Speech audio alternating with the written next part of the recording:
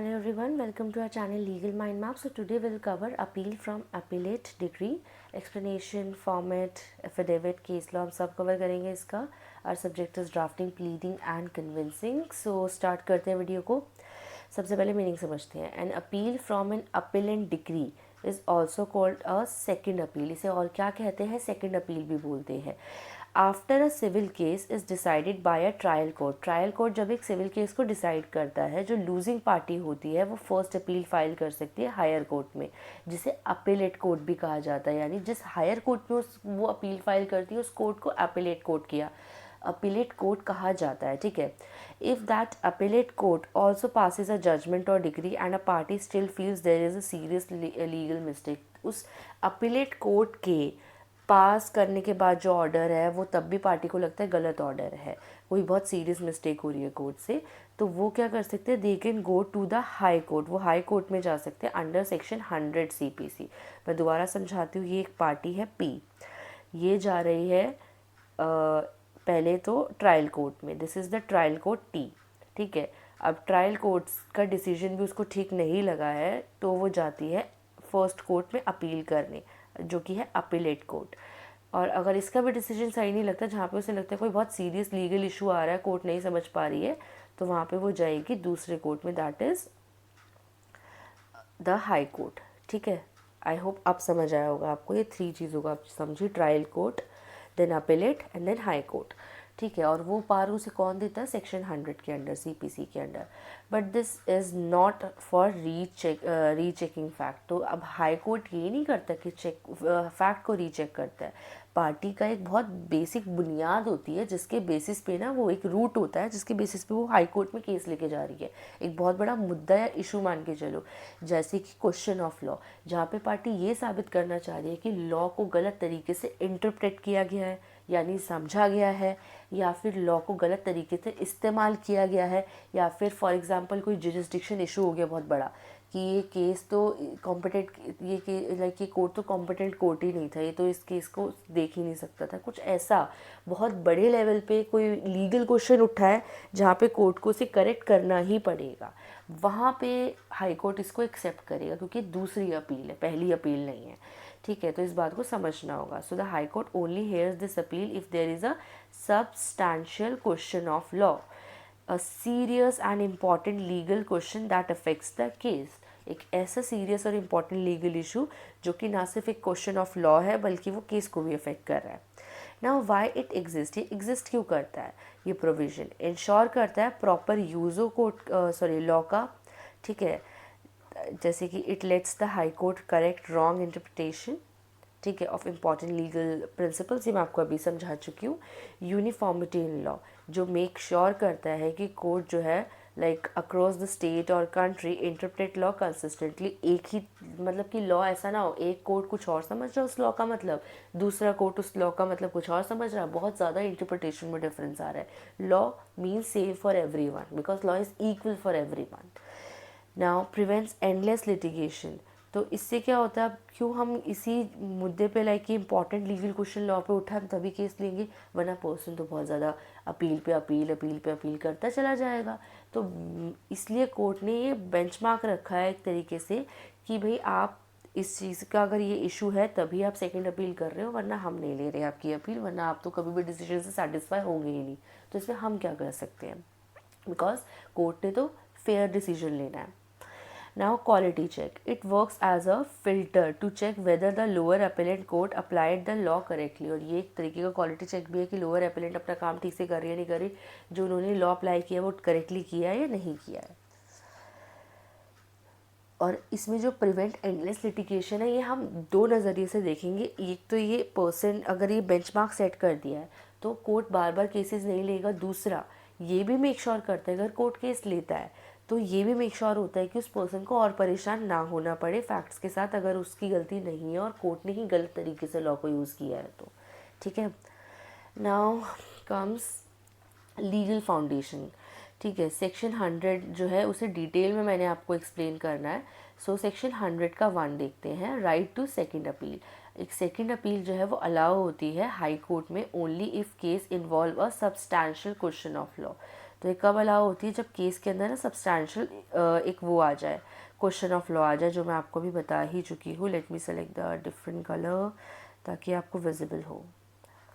या ठीक है, जैसे कि the high court can not here a second appeal. जो हाई कोर्ट है वो सेकेंड अपील नहीं हेयर करता है क्योंकि पार्टी अनहैप्पी है. मैंने आपको बताया था ना कि जस्ट बिकॉज क्योंकि पार्टी जिसके अगेंस्ट डिसीजन है वो क्यों उस डिसीजन को मानेगी, वो क्यों हैप्पी होगी, भाई उसके तो अगेंस्ट हुआ है ना. सो एग्जाम्पल है, if the lower court made इधर if a lower court made a small factual mistake. अगर एक जो लोअर कोर्ट है वो कोई फैक्चुअल मिस्टेक कर रहा है, सो आप यानी कि फैक्ट में कोई मिस्टेक कर रहा है, तो you can't appeal. But if they miss interpreted यानी गलत तरीके से समझना एक लॉ को या फिर किसी लीगल प्रिंसिपल को गलत तरीके से यूज़ करना, तब आप केस आगे सेकेंड अपील कर सकते हैं. ठीक है, now section 100 clause 2 applies to ex parte appellate decrees even if the appellate decree was passed ex parte. Meaning क्या एक्स पार्टे का, one side was not present और डिडंट कंटेस्ट, यानी एक पार्टी जो थी ही नहीं उस टाइम पे, या केस लड़ा ही नहीं उसने, तो उस वजह से एक्स पार्टे में वो डिसीजन लिया गया है. You can still file a second appeal. फिर भी आप सेकेंड अपील फाइल कर सकते हो, शर्त एक ही है कि क्वेश्चन ऑफ लॉ होना चाहिए. और वो क्यों आपको हक दिया गया है तब भी सेकेंड अपील का, जबकि आपने मुकदमा लड़ा ही नहीं है, आप आए नहीं थे जब आपको बुलाया था. तो ये इंश्योर किया जाता है कि तब भी अगर आप बाद में भी आए हो किसी भी रीज़न से, तो आपको एक फेयर मौका दिया जाए, even if the party miss participating in the earlier appeal. ठीक है, आई होप आपको ये चीज़ समझ आ रही होगी. ठीक है, but question of law is very important thing. ऐसे नहीं कि वो पार्टी अब एक्स पार्टी हो गई, अब वो कह रही है मैं तो आई नहीं थी, एक काम करती हूँ सेकेंड अपील डाल देती हूँ. No, it should not be like that. So now comes section 103 form and consent of memorandum of appeal. This part tells, ये बताता है कि सेकेंड अपील कैसे होनी है. आपको पहले मेमोरेंडम ऑफ अपील फाइल करना होता है. एक तरीके का फॉर्मल डॉक्यूमेंट होता है जो क्लियरली स्टेट करता है that there is a substantial question of law. ये एक सब्सटैंशियल क्वेश्चन ऑफ लॉ ज़रूर है जो लिस्ट करता है एंड एक्सप्लेन करता है ईच लीगल क्वेश्चन, एक एक लीगल क्वेश्चन को एक्सप्लेन करता है जो रेज हुआ है. और हाई कोर्ट जो है वो क्या करती है, पहले एग्जामिन करती है मेमोरेंडम को, अच्छे से पढ़ती है, और अगर वो सेटिस्फाई होती है कि हाँ सच में एक प्रॉब्लम है, सच में एक substantial question of law exist करता है, तो इट विल फॉर्मुलेट या फिर write down that question in order. So the appeal will be heard. तो अपील जो है वो हर्ड होगी, सुनवाई होगी, वो सिर्फ पर्टिकुलरली उन्हीं क्वेश्चंस पे. तो you need to make sure कि आपका जो लीगल डॉक्यूमेंट हो, मेमोरेंडम हो, बहुत प्रिसाइज हो और सिर्फ उन्हीं चीज़ों की बात कर रहा हो, वरना आपकी अपील जो है वो रिजेक्ट हो जाएगी. एग्जाम्पल से समझते हैं. अब इसमें जो है एक अपीलेंट है वो है लैंडलॉर्ड, जो कि जिसने लीज़ दिया था, लाइक अपना हाउस लीज़ पे दिया था टेनेंट को, जो कि इस केस में रिस्पोंडेंट है, अंडर अग्रीमेंट जो डेटेड था 1 Jan 2024. अब जो टेनेंट है वो डिफ़ॉल्ट ऑन रेंट, यानी कि वो डिफ़ॉल्ट कर जाता है, वो रेंट नहीं दे पाता है. ट्रायल कोर्ट ग्रांट करती है कि भाई एविक्शन और जो रेंट है उसे पे किया जाए टेनेंट का.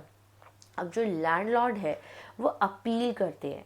ठीक है, अपीलेट कोर्ट जो है वो रिड्यूस करे जो कि जो लाइक रेंट है वो, बट डिसमिस एविक्शन.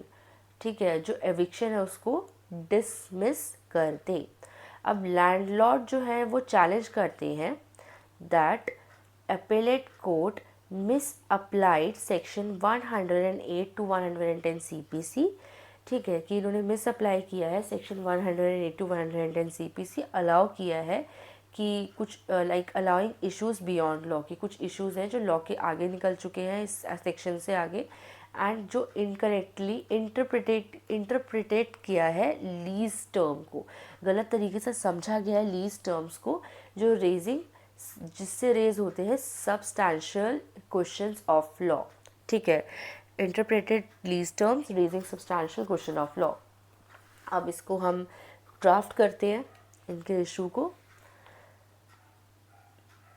ठीक है, ये पूरा लाइन आएगा, ये शायद फॉर्मेटिंग में एक गड़बड़ हुई होगी. एक बात ध्यान रखना, लाइक ऐसा मेरा सजेशन है कि जब आप क्वेश्चन लिखो तो आपके पास आई थिंक 12 या 16 नंबर का आपका क्वेश्चन होता है, आई थिंक 12 मार्क्स का, राइट. सो आप ड्राफ्ट जब लिखते हो बड़ा लिखो of course, but I think वो भी शायद कम पड़ सकता है आपका कंटेंट. तो आप जैसे मैं अपनी वीडियोस में समझा रही हूँ, आप ज़्यादा नहीं एक्सप्लेन करो उसको, मैं तो अच्छे से डीप में समझा रही हूँ, बट आप थोड़ा सा कम एक्सप्लेन करो with in 2-3 lines meaning explain कर दो, 1-2 पॉइंट्स लिख दो एंड एग्जाम्पल अच्छे से एक्सप्लेन करके उसका ही ड्राफ्ट दे दो आप। इसी तरीके से अगर आप करोगे तो आई थिंक आपके मार्क्स अच्छे हो सकते हैं। वैसे तो ये टीचर टू टीचर डिपेंड करता है और टाइमिंग का भी इशू होता है एग्जामिनेशन में, बट स्टिल ऐसा कर सकते हो आप। एक अच्छा आइडिया ये, आपका कंटेंट कम नहीं पड़ेगा at least, but you should maintain the speed for this. ठीक है,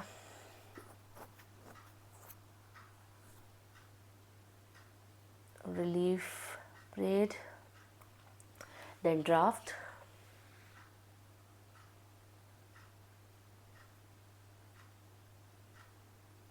वेरिफिकेशन। ठीक है, और ये है मतलब ये रविशंकर का है, legal manager of capital of finance limited having office at this. Okay,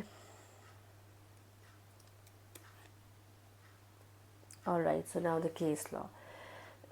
Sir Chunni-Lal versus Mehta and Sons Limited versus Century Spinning and Manufacturers.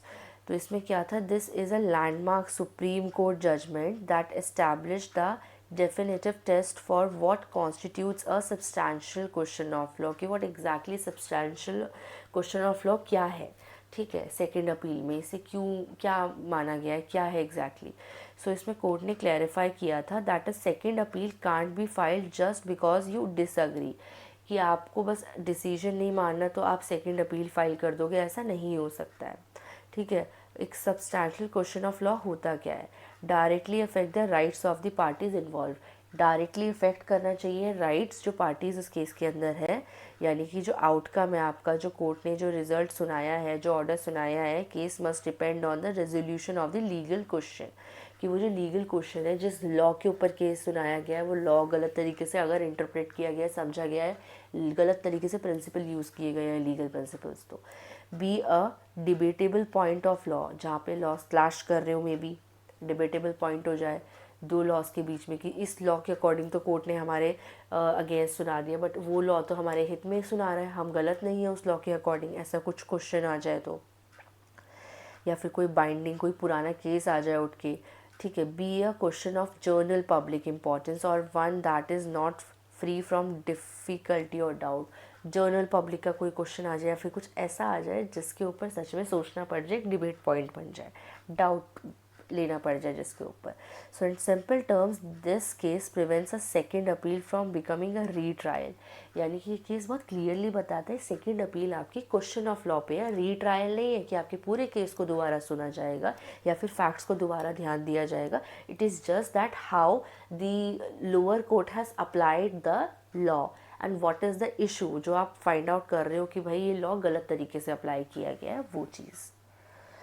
Then comes Santosh Hazari versus Purushottam Tiwari. This case is another crucial judgment that reinforces the principle of, जो हमारा भी last case हमने पढ़ा था ना sir Chunni Lal वाला, उसका ही like एक ये केस है जो रीइंफोर्स करता है इसी केस के प्रिंसिपल को, जो सुप्रीम कोर्ट ने एम्फोसाइज किया था, procedural rigor that must be in second appeal. So it is mandatory for the High Court to formulate a substantial question of law. अगर substantial question of law है तो ही second appeal को admit किया जाएगा. The appeal must then be heard only on the questions. फिर जो question of law है उसी के ऊपर सुनी जाएगी, not more than that. कोई केस का fact discuss नहीं होगा.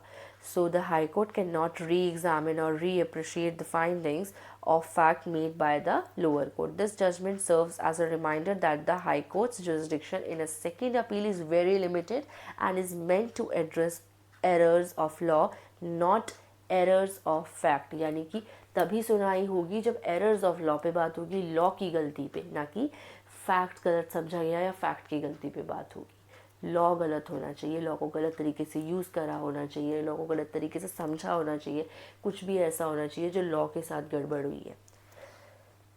That's it in this video. I hope आपको समझ आया होगा। I tried my best. फिर भी कोई डाउट होता तो you can let me know in the comment section. Don't forget to like, share and subscribe. Thank you.